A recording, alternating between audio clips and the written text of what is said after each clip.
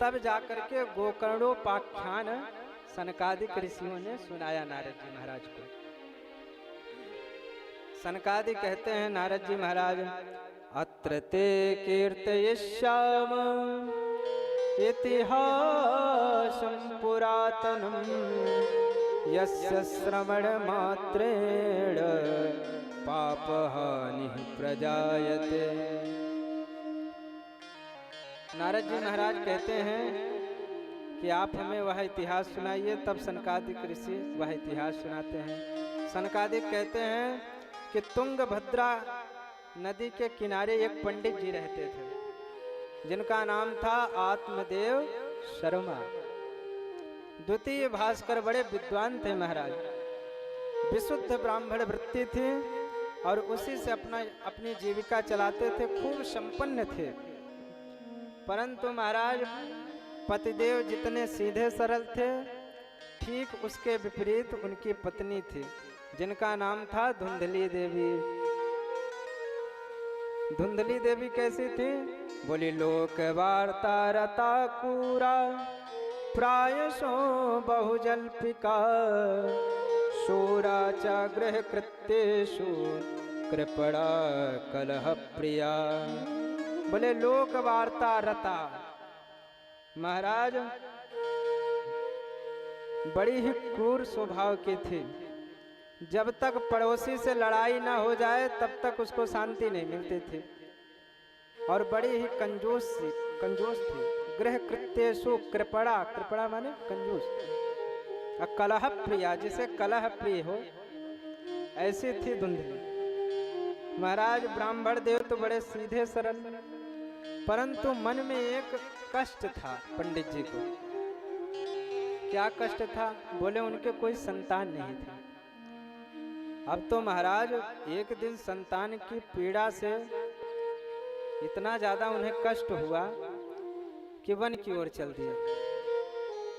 इतना दुख हुआ कि संतान नहीं है। इदम गृहम त्यक्ता वनम गतः, ग्रह को छोड़ करके वन की ओर प्रस्थान कर गए। अब तो महाराज रास्ते में चले जा रहे थे तो अचानक एक संत की दृष्टि पड़ी पंडित जी पर। संत ने पूछ लिया, अरे महाराज कहाँ भागे भागे चले जा रहे हो? क्योंकि संतों का हृदय जो है बड़ा कोमल होता है। संत ने कहा, कहाँ चले जा रहे हो? आत्मदेव पंडित जी ने कहा कि महाराज मेरे कोई संतान नहीं है, इसलिए अब मैं जाकर के अपने प्राण का अंत कर दूंगा। संत ने पूछा, कितना ज्यादा रो क्यों रहे हो? कथम रोदस विप्रत्वम काते चिंता बलीयसी वदत्वम सत्वरम मह्यम स्वस्य दुःखस्य कारण। तुम्हारे दुख का कारण क्या है, मुझे बताओ, अगर उपाय होगा तो मैं करूंगा। क्योंकि संत ने सोचा कि भाई अचानक चला जा रहा है, हो सकता है भगवान के लिए रो रहा हो, तो कुछ मार्गदर्शन करेंगे। परंतु संत को क्या पता कि बेटा बेटियों के लिए रो रहा है। अब पहुंचे, पंडित जी ने कहा, महाराज मैं अपने दुख का कारण क्या बताऊं? किम ब्रवीमि ऋषे दुखम पूर्व पापेन संचितम। मेरे पूर्व जन्म के पाप इतने संचित हो गए हैं कि महाराज हमारे यहाँ वृक्ष लगा है, उसमें कोई फल नहीं है। हमारे यहाँ गाय है, परंतु उसके कोई बछड़ा नहीं है। पूर्वजों को जल देता हूँ तो उनके भी नेत्रों से आंसू बहते हैं कि मेरे बाद उनको जल कौन देगा। बड़ा दुखी हूँ महाराज, मेरे कोई संतान नहीं है। अब संत ने सोचा, अरे राम राम, मैंने सोचा भगवान के लिए रो रहा है, परंतु ये तो संतान के लिए रो रहा है। तो संत ने समझाने का प्रयास किया कि पंडित जी ये बेटे बेटियों के चक्कर में मत पड़िए। मुंचा ज्ञानम प्रजारूपम बलिष्ठा कर्मणो गति विवेकम तो समासाद्य त्यज संसार वासना। महाराज विवेक से काम लीजिए और ये संसार की वासनाओं का त्याग कर दीजिए। कोई बेटों से सुखी होता है क्या? अरे तुमने इतिहास तो पढ़ा होगा, सगर के 60,000 पुत्र थे, परंतु कपिल भगवान का अनादर कर दिया तो सारे भस्म हो गए। अनेकों दृष्टांत से संत ने समझाया, परंतु पंडित जी को समझ में नहीं आया। पंडित जी ने कहा, महाराज उपदेश प्रवचन देना मुझे भी आता है, आप हमें बेटा दे सकते हो तो दीजिए, नहीं तो मैं यहीं पर अपना प्राणांत कर दूंगा और ब्रह्म हत्या का दोष आपको लगेगा। संत ने उनके माथे की लकीरों को देखा और संत ने कहा, तुम्हारे इस जन्म की बात क्या, तुम्हारे 7 जन्म तक कोई पुत्र नहीं होगा। 7 जन्म वधि तब पुत्रो नहीं बचा। 7 जन्मों तक कोई पुत्र नहीं होगा। अब तो महाराज और सर पीट पीट करके रोने लगे। पंडित जी ने कहा, महाराज मैं तो इसी जन्म के लिए रो रहा, आपने 6 जन्म और बता दिए। अब तो और चिंतित तो हो गए पंडित जी।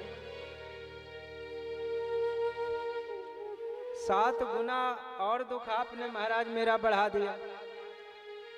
अब तो महाराज आप मुझे पुत्र दो, नहीं तो मैं यहीं अपने प्राण का अंत कर दूंगा और ब्रह्म हत्या का दोष आपको लगेगा। संत को अंत में दया आ गई। संत ने अपनी झोली से एक फल निकाला और फल निकाल करके पंडित जी को दे दिया और कहा कि ले जाकर के अपनी पत्नी को खिला देना तो उसके पुत्र हो जाएगा। अब तो महाराज पंडित जी बड़े प्रसन्न हुए, बार बार उनके चरणों में गिरने पड़े। वाह महाराज बड़ी कृपा करें, कुछ नियम है? बोले हाँ बिल्कुल नियम है। उन्होंने कहा कि नियम पूर्वक रहे, सत्य बोले और सभी प्रकार से सत्यव्रत प्रतीत हो। कुछ नियम और बताएंगे, उसको आप कर लेना और आपको पुत्र भगवान की कृपा से अवश्य होगा। अब तो महाराज इतना कह करके संत चले गए। अब पंडित जी महाराज इतने प्रसन्न हुए, दौड़ते दौड़ते घर की ओर भागते हुए चले गए और दूर से ही आवाज लगाई, सुनती हो? अब तो महाराज धुंधली ने सुना तो दौड़ी दौड़ी बाहर आई। पंडित जी ने कहा, अरे एक चीज लेकर के आए हैं। धुंधली ने कहा, हाँ हाँ महाराज बताइए क्या लेके आए हैं। तो उन्होंने कहा कि फल लेकर के आए हैं, संत ने दिया है, इसको खाओगी तो तुम्हें पुत्र अवश्य प्राप्त होगा। अरे महाराज इतने जोर से चिल्ला रहे हो, ऐसा लग रहा है नौलखा हाल लेके आए हो। इतना जोर से कोई चिल्लाता है क्या इस फल के लिए? अरे देवी ऐसा वैसा फल नहीं है, ये संत के कृपा पूर्वक प्रसाद है, इसको खा लेना अवश्य पुत्र होगा, संत ने कहा है। और बहुत रोने पर, बहुत गिड़गिड़ाने पर तब जाकर के संत ने कृपा करी है, इसलिए ये फल खा लेना। अब तो महाराज इधर पंडित जी फल देकर के चले गए गांव में बताने कि महाराज अब हमारे भी पुत्र होगा। सारी जगह हल्ला मचा दिया। अब इधर धुंधली कुतर्क करने लगी कि फल खाऊं कि न खाऊं। अब यही चल रहा था उसके मन में, उसी समय पड़ोसी आ गई। धुंधली ने कहा, अरे बहन तो ठीक आई, ये मेरे पंडित जी ने फल दिया है। सारा कहानी उसने बताया कैसे कैसे फल मिला।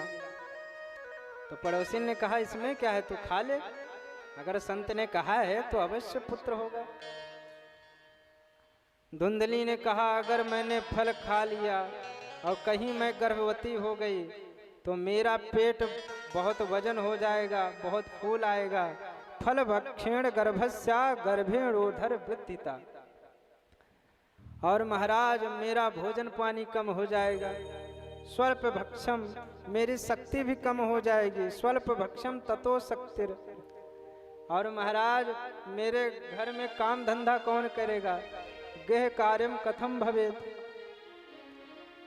और महाराज पड़ोसी ने कहा, देख फल खा ले, कुछ नहीं होता, सब ठीक हो जाएगा। उसने कहा कि मान लो अगर मैंने फल खा लिया और कहीं मेरा बच्चा, अब क्योंकि सुखदेव की कहानी उन्होंने पढ़ी थी कि 12 वर्ष तक सुखदेव जी गर्भ में रहे थे, तो उसने सोचा कहीं 2-3 साल भी अगर मेरे गर्भ में रुक गए तो तदा में मरणम भवेत, मुझे मरना भी पड़ेगा महाराज। कुतर्क कर रही है। अब तो महाराज कहती हैं कि कहीं अगर अचानक भूकंप आ गया तो सब तो भाग जाएंगे, मैं घर में रह जाऊंगी, तो सारा घर हमारे ऊपर गिर पड़ेगा, मैं मर जाऊंगी महाराज। अनेक कुतर्क कर रही है। पड़ोसी ने कहा अरे तू अपने ननंद को बुला ले, वो सारा काम धंधा करेगी, तो क्यों बेकार में चिंता कर रही है। धुंधली ने कहा अरे राम राम, मैं उसको कभी नहीं बुलाऊंगी। क्यों? बोले अरे वो आएगी तो महाराज मेरा सारा माल ही साफ करके चली जाएगी। ननंदा संग हरेश तदा, मेरी ननंद आएगी तो जितना काम नहीं करेगी उससे ज्यादा तो माल ही मेरा उठा के लेके चली जाएगी। अनेक प्रकार से उसने कुतर्क किया और अंत में उसने फल को नहीं खाया। एवं कुतर्क योगेन तत्फलम नैव भक्षितम्, उसने फल को नहीं खाया। अब एक दिन की बात है, उसकी बहन आ गई। बहन को उसने सारा हाल सुनाया। बहन ने कहा तुम चिंता मत करो, मैं भी गर्भवती हूँ, तुम मेरा पुत्र ले लेना और मुझे कुछ धन दे देना और पंडित जी से बता देना कि हमें संतान हुई है। हाँ देवी, ये उपाय बहुत सुंदर है। तो महाराज अब पंडित जी आए। पंडित जी ने कहा धुंधली से अरे देवी फल खा लिया तुमने? तो उसने झूठ बोल दिया, हाँ हाँ महाराज वो तो तभी का खा लिया जब आपने दिया था।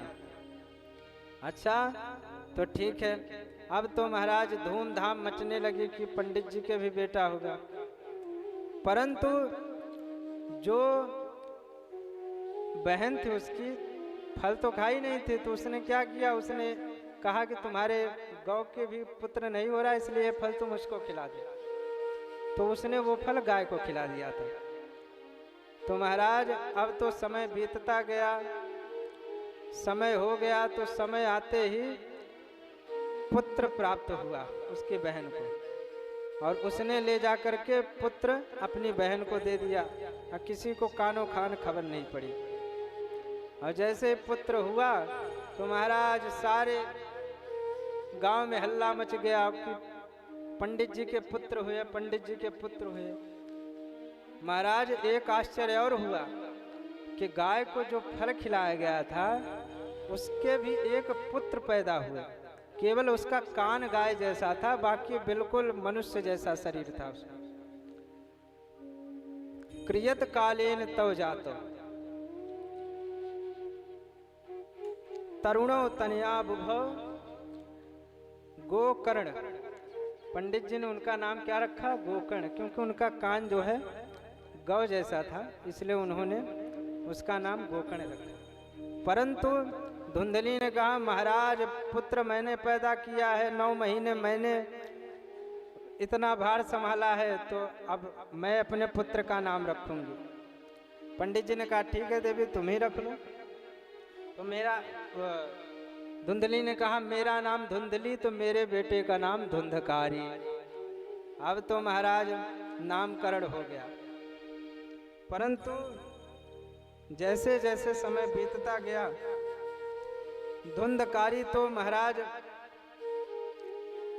महाखल में प्रवृत्ति हो गई उसकी। वो खल नहीं था, महाखल था। हमारे पूज्य गुरुदेव तो खल का बड़ा सुंदर अर्थ करते हैं। बोले खल किसे कहते हैं? बोले ख माने खाए और ला माने लड़े, उसी को कहते हैं खल। और महाखल किसे कहते हैं? बोले जिसका खाए उसी से लड़े, उसको कहते हैं महाखल। तो महाराज ये महाखल था। गोकर्णो पंडितो ज्ञानी धुंधकारी महाखल। समझ रहे हैं? तो इस प्रकार से धुंधकारी क्या करता था कि सबसे द्वेष रखता था, सबसे द्वेष वाला स्वभाव था उसका। और महाराज ऐसे ऐसा कुकृत्य करता था कि बालकों के साथ खेलता था और खेलते खेलते उनको कुएं में डाल देता था।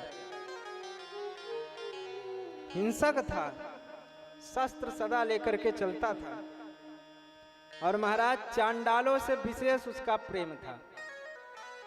परंतु गोकर्ण जी कैसे थे? बोले गोकर्ण पंडितो ज्ञानी। गोकर्ण जी महाराज बड़े ज्ञानी पंडित हुए। पंडित किसे कहते हैं? बोले सत असत विवेचनी बुद्धि पंडा सा अस्य संजातः सह पंडिता। जो सत और असत का विवेक पूर्वक विचार करके बोले उसे पंडित कहते हैं।